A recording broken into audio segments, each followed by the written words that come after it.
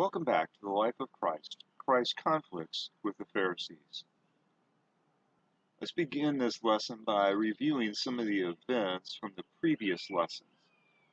Now, on Nisan 10, that would be the Sunday, we have the triumphal entry, where Jesus enters Jerusalem.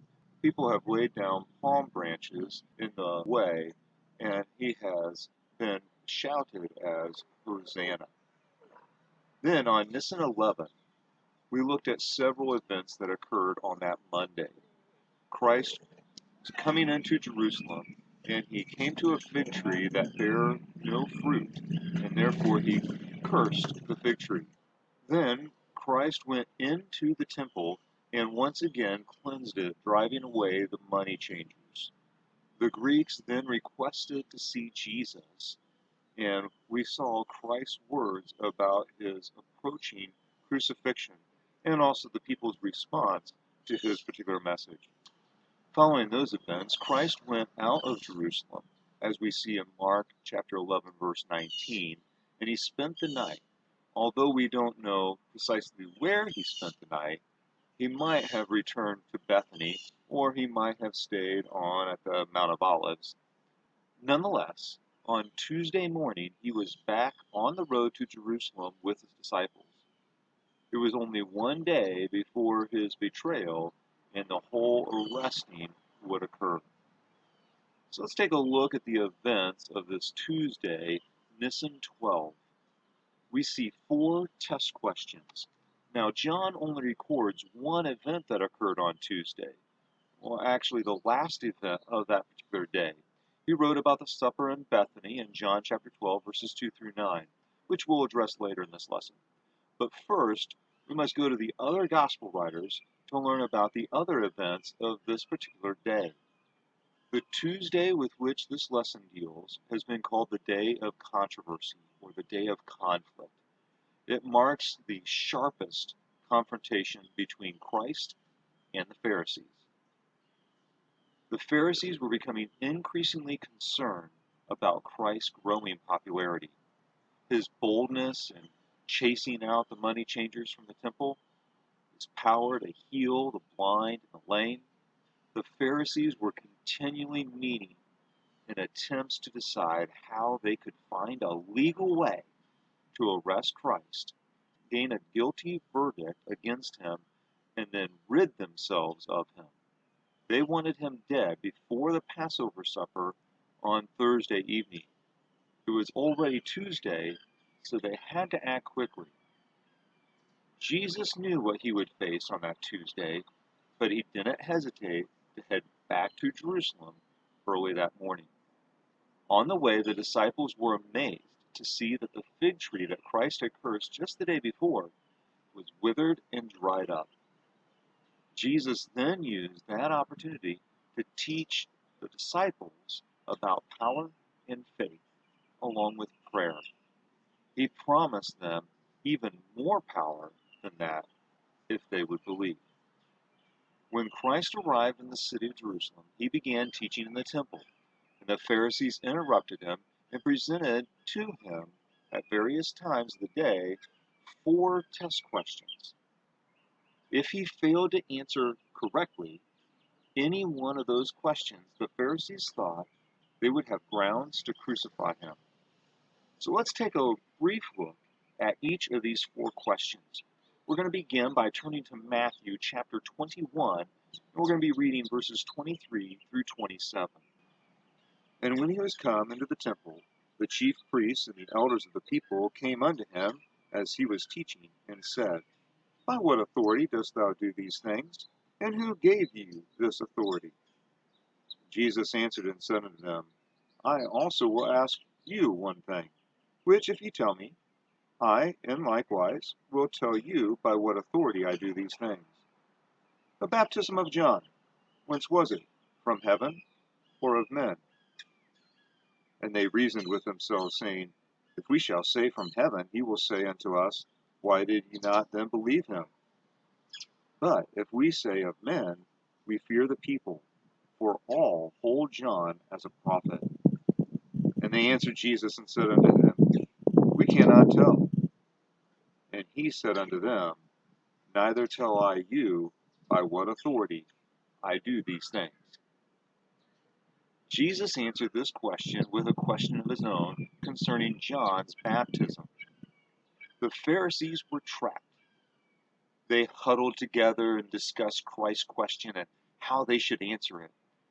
If they said that John's baptism was of heaven, Jesus would then ask them, why then didn't you believe? But if they answered of men, the people would riot because they believed that John the Baptist was a prophet. So they replied, we can't tell. Jesus replied, saying that he would not answer their question if they could not answer his. No doubt the crowd was laughing. The Pharisees must have turned beet red from anger and public embarrassment. Now, if we turn over to Luke chapter 20, verses 19 through 26, we'll see Christ's second question. And the chief priests and the scribes, at the same hour, sought to lay hands on him, and they feared the people, for they perceived that he had spoken this parable against them. And they watched him and sent forth spies, which should feign themselves just men, that they might take hold of his words, that so they might deliver him unto the power and authority of the governor.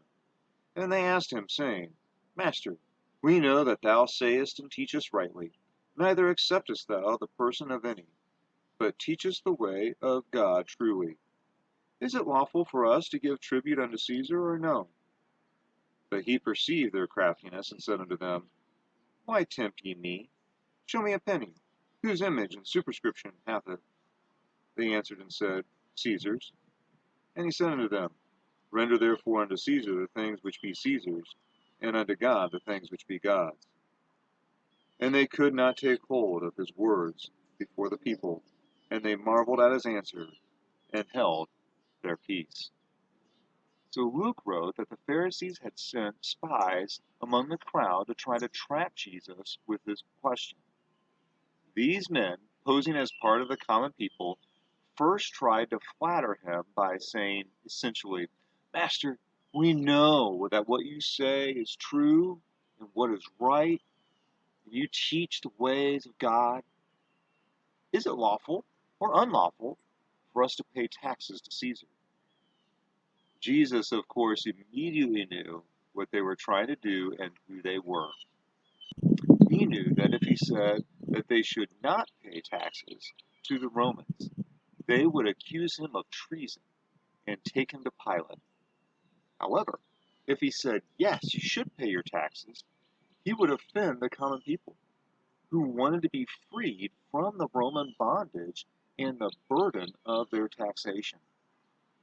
Always using some common things to illustrate his point and to drive it home, Jesus asks for a penny. And he asks the question, whose picture, whose image is on that coin? Of course, the people answered, it's Caesar's. Then Jesus explained their responsibility towards Caesar in the material matters, but also we need to render to God what is God's, the spiritual concerns. Once more, the Pharisees were left empty, having failed to trap him, and they marveled at his answer. The third question comes right after this incident, starting in Luke 20, verses 27, and we'll read through 38. Then came to him certain of the Sadducees, which deny that there is any resurrection, and they asked him, saying, Master, Moses wrote unto us, if any man's brother die, having a wife, and he die without children, that his brother should take his wife, and raise up seed unto his brother. There were therefore 7 brethren, and the first took a wife, and died without children. And the second took her to wife, and he died childless. And the third took her, and in a like manner the 7 also. And they left no children, and died. Last of all, the woman died also. Therefore, in the resurrection, whose wife of them is she? For 7 had her to wife. Jesus answering said unto them, the children of this world marry and are given in marriage, But they which shall be accounted worthy to obtain that world, and the resurrection from the dead, neither marry, nor are given in marriage, neither can they die any more, for they are equal unto the angels, and are the children of God, being the children of the resurrection. Now that the dead are raised, even Moses showed at the bush, when he called the Lord, the God of Abraham, and the God of Isaac, and the God of Jacob. For he is not a God of the dead, but of the living, for all live unto him. The funny thing about this question is that the Sadducees were the ones that asked it. And Luke even points out that the Sadducees did not even believe in a resurrection. So perhaps that's more why they asked it. They thought that their question was absolutely brilliant, in that it would not only trap Christ, but also defend their position that there was no resurrection. But Jesus handled their question perfectly. He could easily have ignored such mundane, stupid questions. After all, it was foolish and absurd. To whom will the person be married to after death? But Jesus patiently answered the question, saying, their life beyond the grave is not like the life we know and believe and see right now. Because for one thing, there is no marriage in the resurrection. Furthermore, there is a resurrection. He proved the point by saying that Moses called God the Lord God of Abraham, Isaac, and Jacob. And then he asked them a further question. Is God the God of dead people? Certainly not. Then Abraham, Isaac, and Jacob must still be living in some form. Now we're going to turn to the book of Mark to look at the fourth question that Christ was asked. Mark chapter 12, verses 28 through 34. And one of the scribes came, and having heard them reasoning together, and perceiving that he had answered them well, asked him, which is the first commandment of all? And Jesus answered him, the first of all the commandments is, hear, O Israel, the Lord our God is one Lord. And thou shalt love the Lord thy God with all thy heart, and with all thy soul, and with all thy mind, and with all thy strength. This is the first commandment. And the second is like, namely this, thou shalt love thy neighbor as thyself. There is none other commandment greater than these. And the scribe said unto him, well, master, thou hast said the truth, for there is one God, and there is none other but he.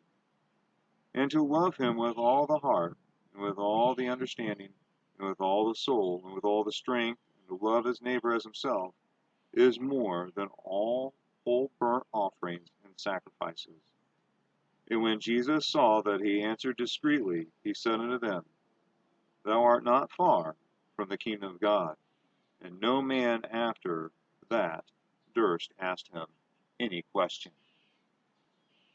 So here the lawyer was sent by the Pharisees to ask Christ this question.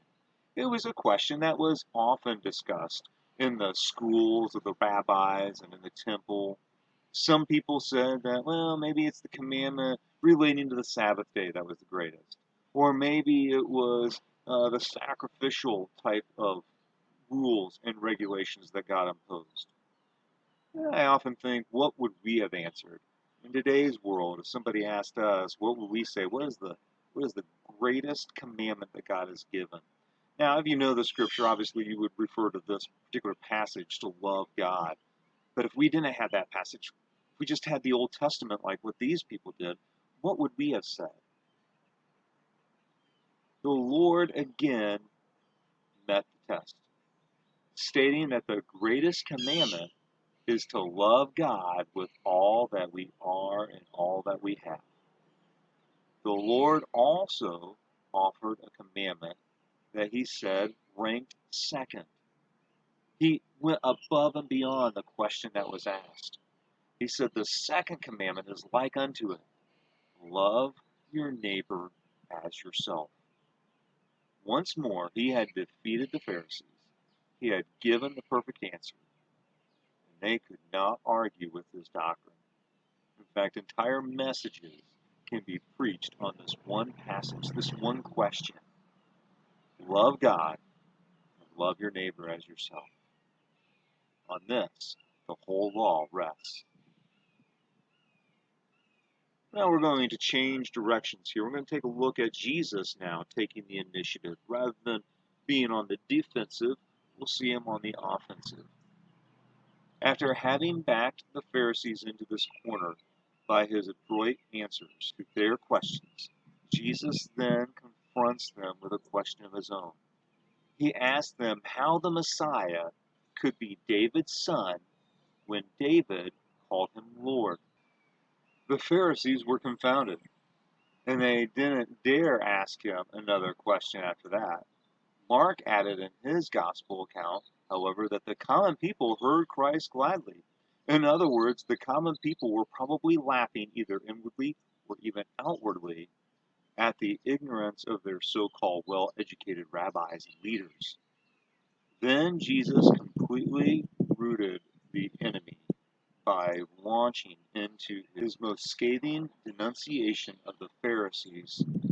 Matthew devotes the entire 23rd chapter of his gospel to Christ's rebuking message. Christ called the Pharisees hypocrites, blind guides, fools, whited sepulchres, murderers, serpents, a generation of vipers.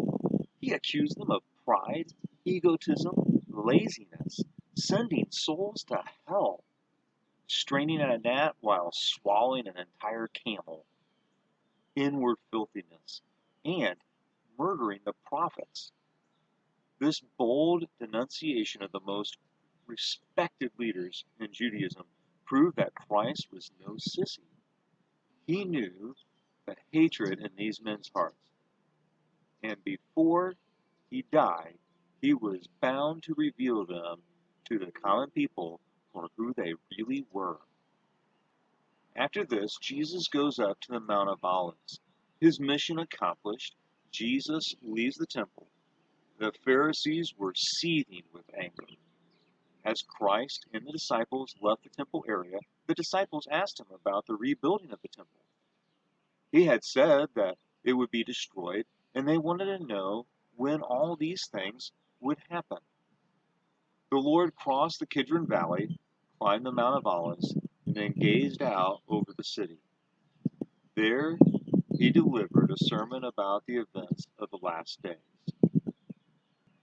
By this point, it was evening, and Jesus was tired and hungry. So he arrives in Bethany. He found a meal prepared in his honor at the home of Simon, a leper whom Jesus had probably already healed at one point. It was then after 6 o'clock, and by Jewish calculations, the next day, Wednesday, Nisan 13, would be Jesus' last day before he faced the cross. So we're going to pick up now at John chapter 12, and we're going to look at Jesus as he eats the supper here in Bethany. Let's look briefly at what the supper at Bethany and apply it to several lessons to our own lives. On the screen, you see a picture of a house, likely a house that would have been similar to the one that Simon the leper was there. They had the upper room, so he was there probably either on the rooftop or in an actual room on the second floor. During this time period when Jews ate, it's different from what we would normally do. This is how the guests at the dinner would have been seated for the meal. The expression sat at me would be more accurately translated reclined at me, since the guests were in a lying position according to the fashion of the times. The Romans generally used these beds in the dining room. These beds, surrounded by three sides of the dining table, formed what we call a triclinium. The frames on which the couches were placed were made of costly wood and highly ornamented. The beds were stuffed with straw, hay, leaves, seaweed, or, if they were very rich, a luxurious down feather. Cushions or pillows were placed on the beds so that the guests might rest left arm of their elbow, of which they usually leaned. The right hand remained free to reach the food on the table before them. The couches were made so that the side facing the table was higher where their feet were lower than the head. Therefore, the woman in John chapter 12 could easily anoint Jesus' head and then go around the triclinium to the backside and anoint his feet. Reclining on the dinner bed is also referred to in Matthew chapter 9 verse 10, chapter 26 verse 20, Mark chapter 14 verse 18, Mark chapter 16 and verse 14, Mark chapter 7 and verse 4. In all of these passages, the expression sitting at meat has the meaning of actually reclining at meat. This event is where John picks up his story in John chapter 12, verses 2 through 8. Then Jesus, 6 days before the Passover, came to Bethany, where Lazarus was, which had been dead, whom he raised from the dead. And there they made him a supper, and Martha served, but Lazarus was one of them that sat at the table with him. Then took Mary a pound of ointment and spikenard, very costly, and anointed the feet of Jesus, and wiped his feet with her hair. And the house was filled with the odor of the ointment. Then saith one of his disciples, Judas Iscariot, Simon's son, which should betray him, Why was not this ointment sold for 300 pence and given to the poor? This he said, not that he cared for the poor, but because he was a thief, and had the bag, and bare what was put therein. Then said Jesus, Let her alone. Against the day of my burying hath she kept this. For the poor always ye have with you, but me ye have not always. As they all are, Mary anointed Christ's feet with very costly ointment. The fact that she would wash his or any other guest's feet is not that unusual. What was unusual is what she did as she was washing. Washing of the feet was very a courteous thing for a host or hostess to do during this time for their guests. When guests had a walk, wearing open-toed sandals no less, through the streets of the dusty Palestinian area, it was a common courtesy for the host or hostess to wash the guest's feet. But for Mary to use such costly ointment for that purpose was a gift fit for a king. It was an expression of the highest love, love that doesn't count the cost of its expression. According to Davis's Dictionary of the Bible, spikenard was a fragrant plant, especially its roots, that grew in the 11,000 to 17,000 foot elevation of the Himalayan mountains. So it was difficult to obtain. The distance involved in getting it all the way to Palestine, the process of transforming it from the root to a liquid, made it extremely expensive ointment. Mary didn't just put enough of the ointment on Jesus' feet to clean and perfume them. She drenched them with it. She put so much on them that she had to dry them with a towel and her hair, and the odor filled the entire house. Judas was indignant. He thought it was a great waste of resources and complained that the ointment could have been sold for the equivalent of a year's wage and the proceeds given to the poor.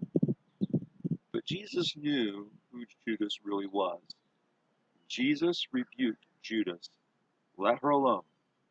He knew that Judas's concern was not for the poor. He was a thief and wanted the money for himself. Matthew and Mark both add that Judas was stung by this rebuke and went directly from the supper to bargain with the chief priests concerning his betrayal of Christ. Note particularly at this point how much value Mary placed on Christ, in contrast to the price for which Judas later betrayed Christ, the price of a common slave. Judas was by this point convinced that Christ would not become the king. He knew that the Pharisees wanted him to put him to death. The opinion polls seemed to be swinging in the opposite extreme, and because Judas was an opportunist, Judas was willing to switch sides and turn against his leader. Christ had publicly embarrassed him, so he determined to sell Jesus for 30 pieces of silver, which in Exodus 21, verse 32, was the cost of a slave. But let's consider more closely the actions of which the three major characters in this story: Mary, Judas, and Jesus. So Mary unselfishly lavished a costly bottle of perfume on the Lord. In this act, we see the heart of all of those who truly love Christ. The last thing on their minds is the sacrifice they make in serving Him. To them, He is worth all the sacrifice that they could ever make. Is Christ worth more to you than wealth, fame, boyfriend, girlfriend, spouse, sports, or anything else that the world has to offer? Is that the value that you place upon Christ? We look at Judas, the attitude of one who pretends to love the Lord. Judas, like many people today, pretended to be a disciple of the Lord, but he actually loved himself. Like Judas, the love that some people profess for the Lord is only because of their desire for the selfish gain they can derive from following Christ. As the disciples' treasurer, Judas had been stealing money from their funds all along. If Christ did become king, Jesus stood a good chance to gain a high position, perhaps as Secretary of the Treasury. On the other hand, if public opinion swung against Jesus, Judas was ready to go over to the other side. Many people have the same attitude today. Jesus Christ is their ticket to better business. He gives them a certain amount of prestige. He might even give them better political image. They are more than willing to pray to God if that prayer is based on God's promise to enlarge their borders. But like Judas, they are plain Christian, only for what they can gain from it. When it begins to cost them to live for Christ, they desert Him like a flash. Some students, Christian schools, go along with the rules because the school provides their social needs or perhaps a reputation of high academics or gives them a better education. Maybe they enjoy the fun and stimulation that sports brings them or the extracurricular activities that they provide. Some people go to church because it helps them feel good. Maybe it's a social aspect. I can see friends. Maybe it just looks good to other people that they go and they have this spiritual experience. When they are with people who scorn and mock the Lord, however, they're ready to sell out for a very small price. They accuse those who love the Lord of being ignorant or stupid, and they criticize serious people who honestly love the Lord and want to serve and glorify God. That's precisely what Judas did in condemning Mary's anointing of Christ's feet. But then we look at the answer of Jesus, because He knows men's hearts. Jesus' answer to Judas proved that He knew Jesus' heart. He knew that Judas was selfish. He knew that Judas was a pretender. He knows our hearts too. Are you for real?